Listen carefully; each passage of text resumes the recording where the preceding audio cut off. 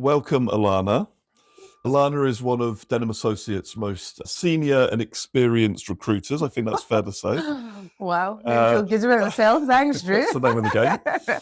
And this afternoon, we are going to talk about career breaks, which can come about in any number of ways, for any number of reasons, and all sorts of different lengths of time. Some may be enforced if you're unfortunate enough to have redundancy.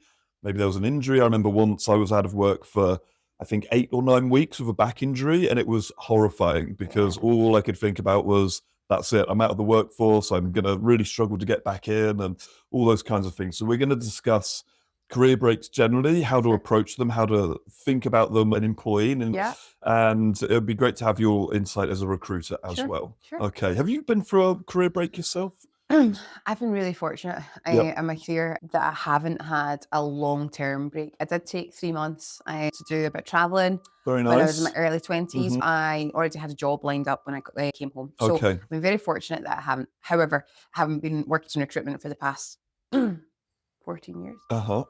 Yep. You never know. Experience. Yes, I have encountered hundreds of candidates that have. Yep. And I think that what we wanted to say is give some helpful tips or to probably normalise as well, particularly now in this market, having a career break. We're seeing so many people in the market, aren't we, that have, like you say, a career break through redundancy, or maybe they want to retrain, or they want to go travel, or whatever it may be. I suppose it's just to kind of normalise that and to help people, I suppose, articulate it in interviews and on their CV. Yeah, that normalization piece is really interesting. So have you seen, let's not dwell on the 14 years of your wonderful experience, but have you over the years seen a kind of transition between how hiring managers and hiring teams would focus on potentially a career break versus how it's seen now? Yeah. What would that transition be?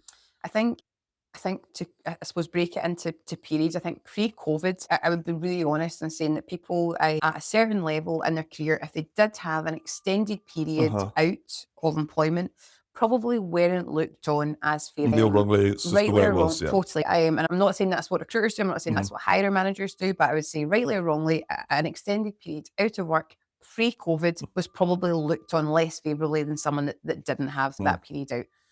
Now I think it's more common than ever for a multitude of different reasons. And I think in this market right now, as I say, we're seeing it more often than not, that people are having a time out of employment. What would be the main, it might be hard to say, but even at a top level or anecdotally, what are the general main reasons why people are having career breaks right now, enforced or otherwise? Yeah, I think we see a lot through redundancies over the past 18 to 24 months. There's been a huge rise in restructures and redundancies in a lot of organisations for different reasons. The rise of roles being the rise of AI and technology, remote working. I think that also for a lot of people, again, post-COVID, the way that a lot of people want to work has changed.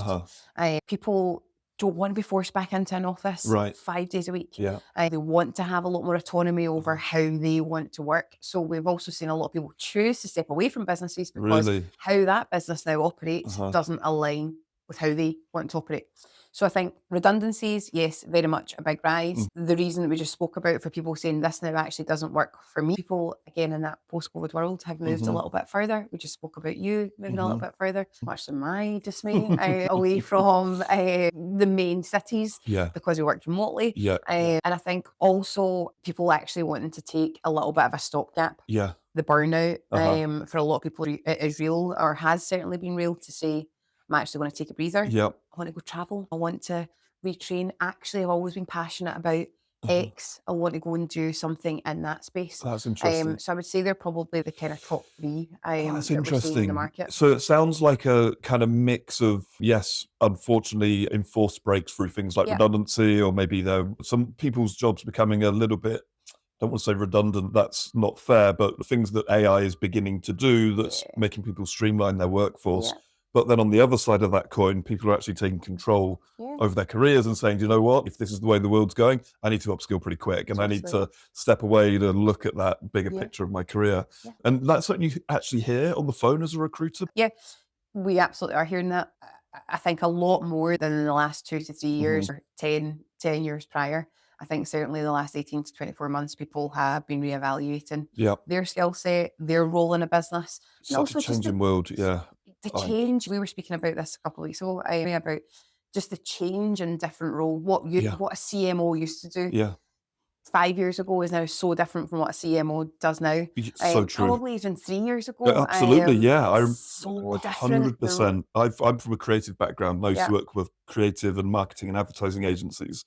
And I remember night after night staying up with my head of design, moving yeah, tiny little graphics a bit to the left, a bit to the right, changing the font. It would take us hours and hours, like sometimes up yeah, until midnight. And you go again in the morning. That work can be done literally in a split second now, yeah. and it used to take 2 or 3 of us days and Mm-hmm. days on end. That's pretty scary if you're a As job hunter yeah, thinking, "Where do my are skills my skills lie?" relevant Yeah, they're relevant. Are they for even this real? job now? Yeah, Exactly, yeah, and to what is that I don't want to just constantly focus on AI because I know it's all anyone ever talks about at the yeah. moment. In terms of career prospects and career movements, it is real, no matter what your career stage. So how much is that coming up where people are saying, "Alana, I'm freaking out, man. What is it? How am I going to fit into this new AI world?" Again, I think right now, given the lay of the land with the job market, I mean, we've seen a couple of days ago unemployment at a record high from COVID, are at the same level as we were at COVID, which everyone shivers at. Certainly, us in the recruitment Hmm. industry, we certainly do as well. And I think a lot of that is reframing of jobs. Yeah, I think people are definitely having that kind of internal panic when they have had certainly a period of time being unemployed. Where is the next role coming from? yeah, And am I suitable for that? Because even our roles as recruiters have massively changed mm, in the last couple of years. How we do things are very different versus 3, 4 years ago. So I uh-huh, think that for people right now, not we absolutely don't want to fuel the panic, but what we do want to see is use this break hmm, wisely. Look at how are these skill sets evolving? mm, What can you be doing using this time when you may be on a career break to enhance your current hmm, skill set? Because you absolutely aren't redundant in your workforce. You might just have to tweak how you've operated previously. yeah, And that's what I would say to people is lean into your recruiters because they'll uh-huh, be able to help yeah, probably your decision making and how you want to reframe yourself, mm, your career, or where you should be spending that time mhm, skilling yourself and making you attract on mhm, this market when there is a lot of candidates. yeah. So yeah, Yeah, so it sounds like it's all about framing the career break appropriately, not shying away, owning it basically, absolutely, not yeah, shying away from it. If it's one that's been enforced on you through ill yeah, health or an accident or redundancy, it won't pay the bills to say it is what it is, yeah, but it is what it is. So absolutely, you have, if you don't own it and be in charge of that, whether it's yeah, in a discussion with a hiring manager or what you do during that time, then that isn't such a great use of time. uh-huh. But if you do own it, you can maybe, I don't want to say use it to your advantage, but Yeah. something can come out of it. That's it. You don't want it to leave it ambiguous because people can read into that in Yeah. lots of different ways, right? So Yeah. be honest and truthful about the time that you have spent in employment and what you've actually done during that time. If you've travelled and you've been on the beach, in Thailand for 6 months, That sounds amazing. like the voice of experience. Yeah. Tell us that, right? But Yeah. if you spent the last 3, 4, 5, 6 months Yeah. upskilling yourself in a different area that's going to benefit you and help you Yeah.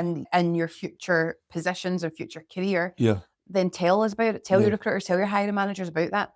If you've been volunteering or Yeah. spending a little bit of time here, whatever it may be, I Yeah. think it's to own it and be honest and truthful about it. But also, I think if you're in the situation where you're looking for another role, Uh-huh.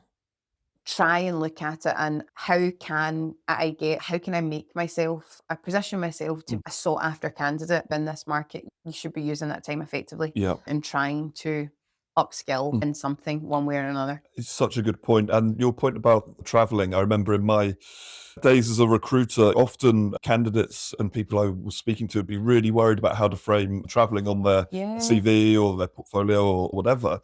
And I would often say to them, look, if you've been traveling for, let's say, 3 months around Mhm. South America and then you've gone off to Asia or whatever, you've been backpacking around Europe, that there is so much that you've gained Yeah. personally that you can then apply to a professional setting. If you've been not sure where you're going to stay that night on the back streets of Lima or whatever it might be, there's not really a lot that can make you super nervous in an interview situation, for Yeah. example. So you need every experience in your life, even if it's a break from conventional employment. It's not like you've fallen off a cliff and then you No. re-emerge 3 months later. Yeah. Use all of that stuff, all of that independent thinking, all of that problem Yeah. solving, being around other cultures and people. Totally. Look at it from a customer service standpoint, right? You're used to dealing with different types of people. So yeah, it's all about the framing. Absolutely. Yeah. Sell it.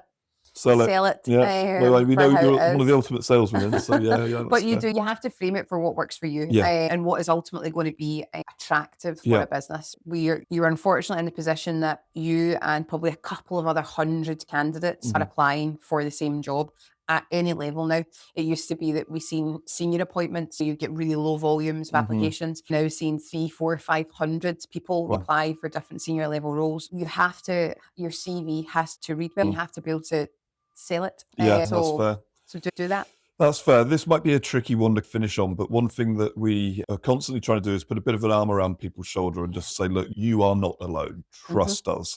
This is not personal to you, this tough market, this different situation you're in. What advice, generally speaking, because everyone's situation is different, but what would be your kind of arm around the shoulder, words of guidance to anyone that's maybe applying for lots of jobs, not hearing anything? They're then starting to blame themselves that it's because of this career break, enforced or otherwise. How would you, we talked about reframing, frame their situation to just give them a bit of a kind of double thumbs up and I keep think the confidence? knowing that there are so many other people in the same position as you, it doesn't mean that you are not an exceptional candidate. It just means that the economy Yeah. really isn't And the margins are supporting. fine. Yeah, they're so fine.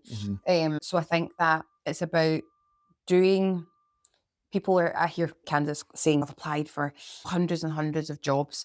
Yes, you have to apply for a job because you have to get, which should hopefully lead to a conversation with a recruiter or a hiring manager, which should hopefully lead to an interview and getting the job. But it's almost like work back from that, right? Take a holistic approach and say, okay, how can I enhance my network? Look at your network. What else can you be doing other than just applying Yeah. for hundreds of Yeah. jobs with one blanket Yeah. CV, Some of right? which might not actually be relevant to your experience or Totally. what they're looking for. And then you just get demoralized. My advice is always let's go back to basics on these things. So have a look at your LinkedIn profile, engage with some recruiters that specialize in your area, follow the types of set yourself, I always say to candidates, give yourself like a wish list of 20 companies. Are you following them on LinkedIn? Are you following their business updates? Are you following their career pages? Can you lean on? If Yeah. you know someone that works for X business, can they refer? Look out with the job applications, but know that there are so many people that are in the same boat, which doesn't help it when you're in the thick Of of course. it. But Yeah.